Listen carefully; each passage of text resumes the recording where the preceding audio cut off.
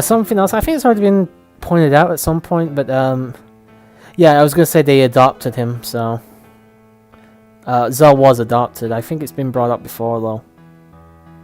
Huh.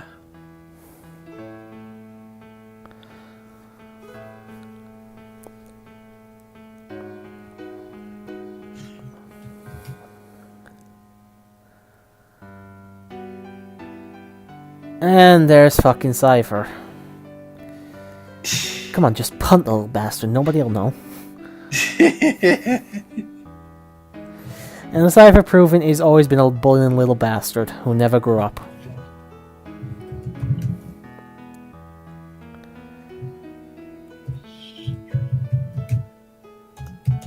Cypher, my arch enemy.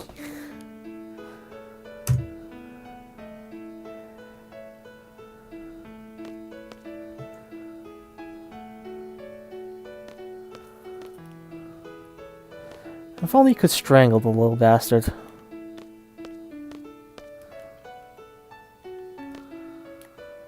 Always full of energy.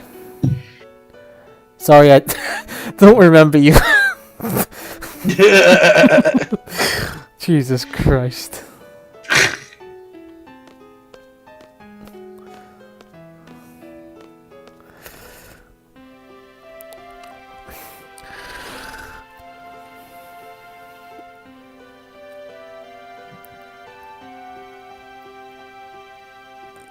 Obviously, as we said before, Renoa did grow up with her parents, so... Yeah. Obviously, her mom died some years ago, but... You know, she didn't know her parents, unlike the rest of them. Right.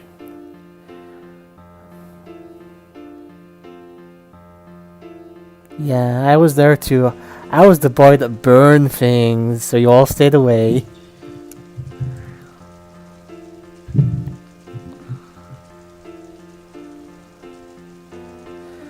To be honest, if all children were this fucking depressing, I don't think anybody would have kids.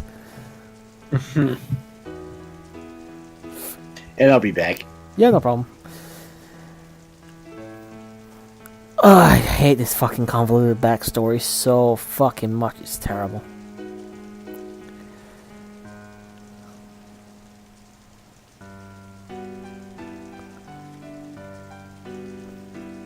Well, at least Squall admits it.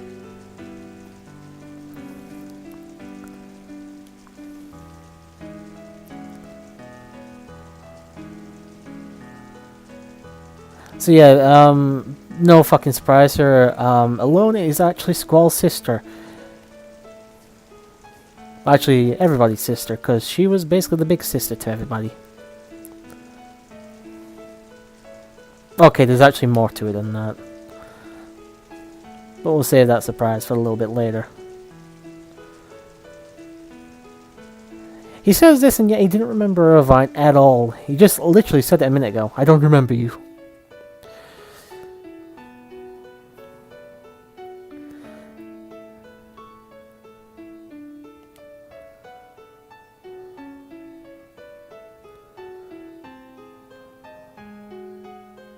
Wait, she's the one that takes us back to Lagunia's period? Oh, okay, period of time, I get that. She says she wanted to change the past, I don't know why. She wanted to cash in that lottery ticket, or rather she wanted to know the lottery numbers in advance.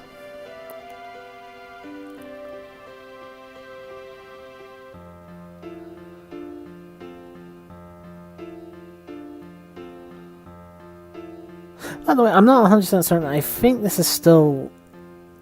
Is it still...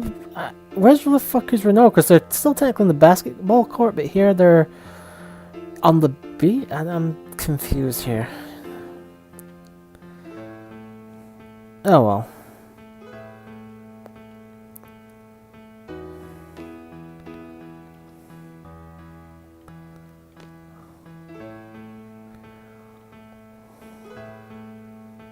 Oh no, that was Christus. So mom, pa, my real parents. Oh, he's gonna start hitting on his big sister.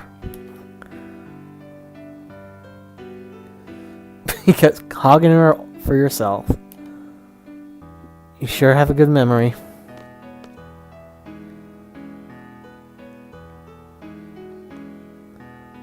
Because I don't think I was adopted because of the way I am.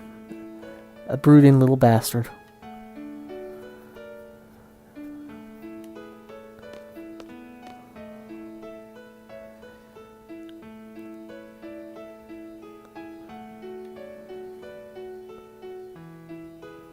Like I said, I think they're about to explain why Nova and I have already explained that a bit earlier. It is to do with the GS, essentially, fucking around with the mind.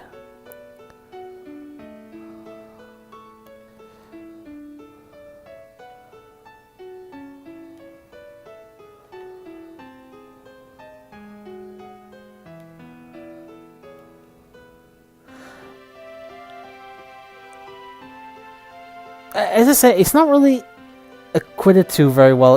Is acquitted the right word? It's not really. I mean, if you go to the panel, like in the classrooms and stuff, you can learn about what these GS do to the characters, or anybody that uses GS in general, actually. But unfortunately, it doesn't tell you storylines. Like it isn't brought up in like conversation anywhere. At least nothing that's like main story. You might be able to find it in like optional dialogue or something. I'm not sure. But, yeah, it's the only reference I know of, anyway.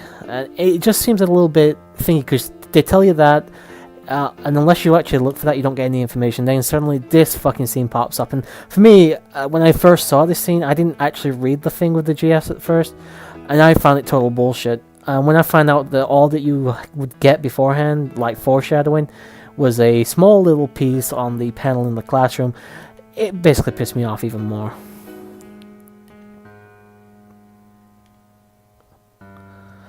And yeah, they're still going on about this.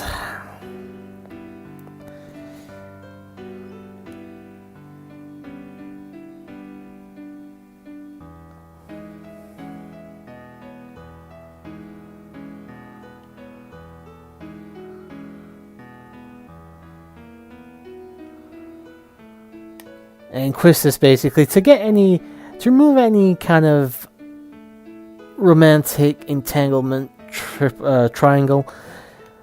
Basically, they tried to put it off that Quistis was basically feeling feelings that she misplaced, shall we say. As she's saying right here in this text, I thought it was love. I'd had my feelings because I was instructed, but I've come to realize it wasn't. It was my childhood feelings as a big sister that lingered. Yeah, I don't think little sisters want the D. Big sisters want the D, Quistis.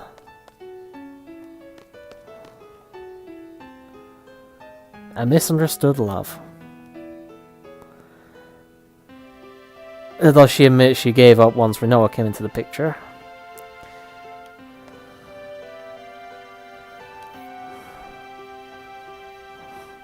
Why don't we just let Cypher forget his childhood? No, in fact, let him have the fucking depressing notion that he's an orphan. Because he's a little bastard. Nobody loves him.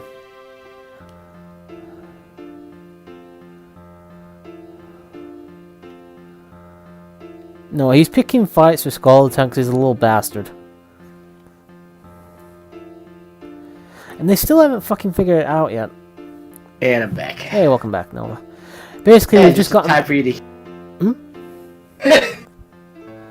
the price we pay for using the girlfriend. So yeah, Irvine is basically just explaining it right now. There was a lot of dialogue while you were gone, so... Yeah. And as we said, there wasn't much foreshadowing really to this, which is a massive detriment. Excuse me.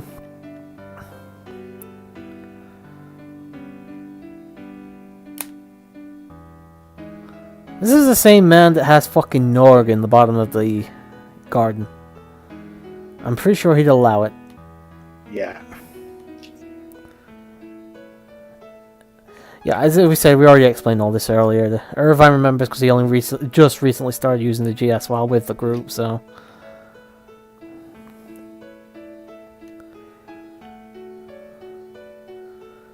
This was the one I couldn't remember, but yeah, Selphie apparently... Yeah, that was her first time using them when she got to Bellengarn. So maybe she really just did forget.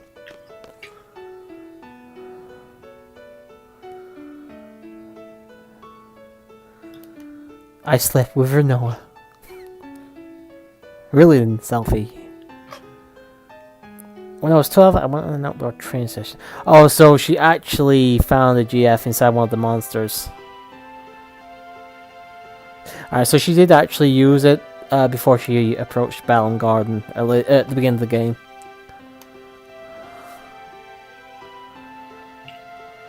We should point out as well, there's no detriment to keep using GFs during the game. Basically, it's plot convenience. There's no actual... It doesn't change the ending. It doesn't mess around with your stats or anything like that. This is basically the GF memory lapses, plot convenience, and nothing more. Yeah.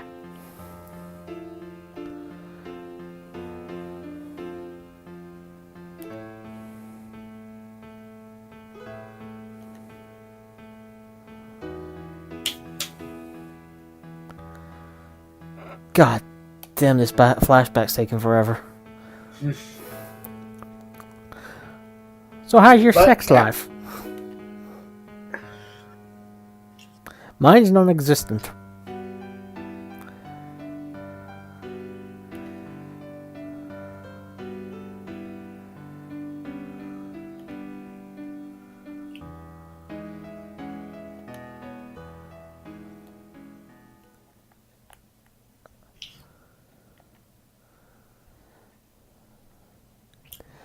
Well, hello, matron. She was always wearing black. Dressed in black. She's the... Here's another character. Very kind, long black hair, like... Yes, I really admired her.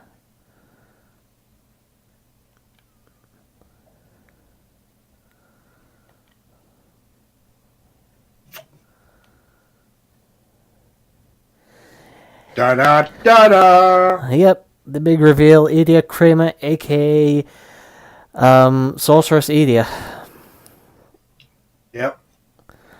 Da da da da.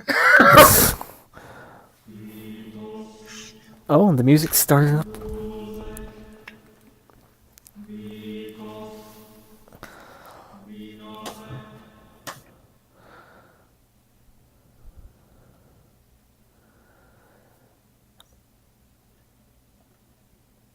We probably wouldn't comprehend it even if we talked about it. Well, here's the thing. She couldn't stand the kids because they were annoying, so she turned to evil. Especially Cypher. He was a little bastard all the time, so... You know, gotta go into the realms of darkness in order to get rid of that headache.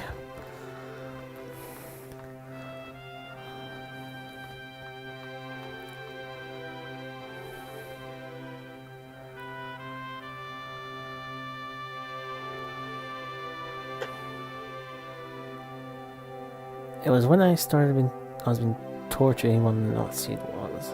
I'm surprised he would want to remember that because it was freaking Cypher doing it.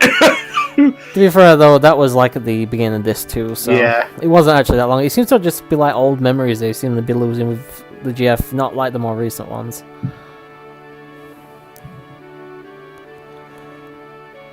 I've got an advertisement on the TV at the moment for the Super Bowl tomorrow. You're right. He's got a lot to comprehend. Give him a break. By the way, who are you actually rooting for tomorrow? I mean, obviously I won't be watching. I'm not into American football, but... I Don't really have a rooting interest in it. Or are you just going to do what everybody else does and say, fuck the Patriots? I'll just watch to see what happens. Fuck the Patriots, because they're Opie's team.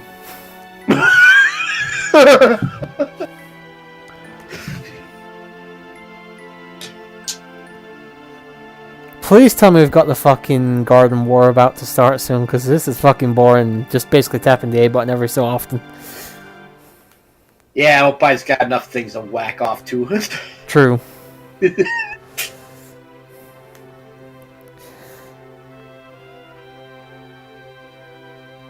wonder if he's wearing his lolicon shirt.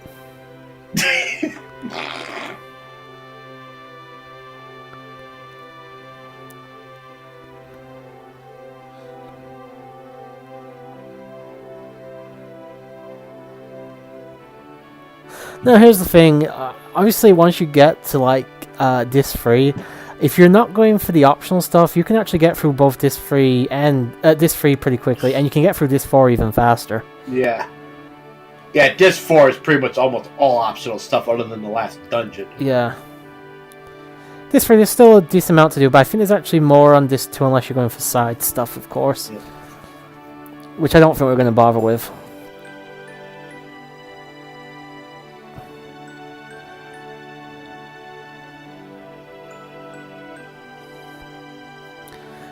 Like I said, I've got the news on in the background right now, fucking showing like the weather reports from New York and stuff. It's like that fucking film Day After Tomorrow. Everything's just frozen over everywhere. We've had practically nothing here. I mean, in England, yes. Here in Sheffield, God no, we've missed it. It's like been in the eye of the storm. It's just been so fucking calm. Tiny bit of frost, a slight bit of ice, no real snow whatsoever. It's been ridiculous. Yeah, up until, I would say, last week, we've had a pretty mild winter over here, and then last week that kind of changed when we had our first real snowstorm. And the one Monday was actually a little bit worse. And then Wednesday came, and the freaking really cold temperatures hit, like negative teens. With not even factoring in the wind chill, by the way. Which, once you did, it was even worse than that. Hmm. Do we fight Matron or not? Let's fuck her instead.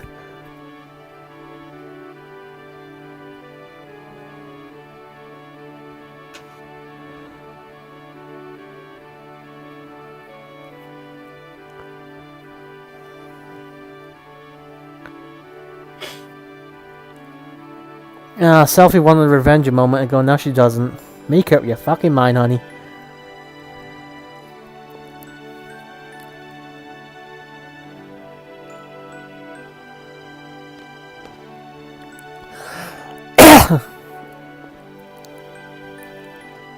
Why is Renault again saying this? Like, she can decide whether she wants to come or not, but it's not to whether they fight.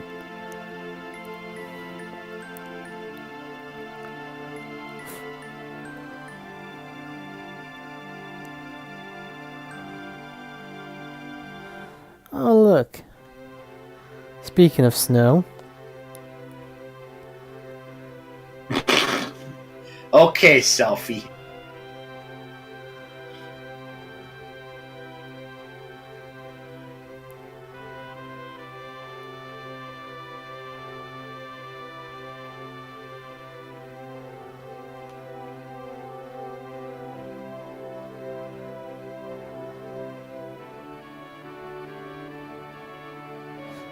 Alright, so Yeah. I guess in the next destination is the orphanage? Yeah. You actually don't have to go directly to the orphanage, but the place you want to go to is actually near there. So you have to go to the... Because that's where Galbadia Garden is.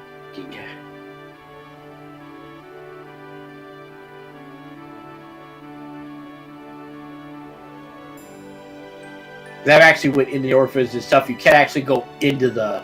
It's worth just checking out real fast, just in case we can find any draw points. Well, you can't even go in for that. Oh. At least not right now. All you do is you can get to it on the world map, but it won't take you to the scenes where you can explore it or anything. Yeah.